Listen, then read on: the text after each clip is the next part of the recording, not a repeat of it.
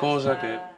I mentre n'esperem l'estrena, les millors fotografies d'aquests reptes ja es poden trobar en un llibre que també du per títol Summits of My Life.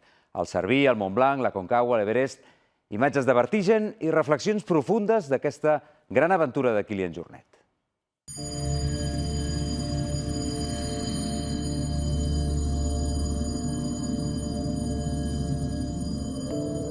Per mi la muntanya és felicitat, és emocions, és la vida.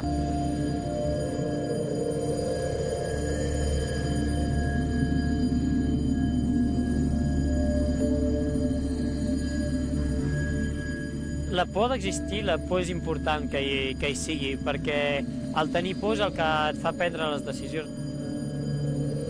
La muntanya té els seus perills, no? La muntanya, per molt que ho controlis tot, és un medi imprevisible, no? I també això és el que ens enganxa. Una bona proposta, una bona idea per regalar aquest Nadal, segur. Sí.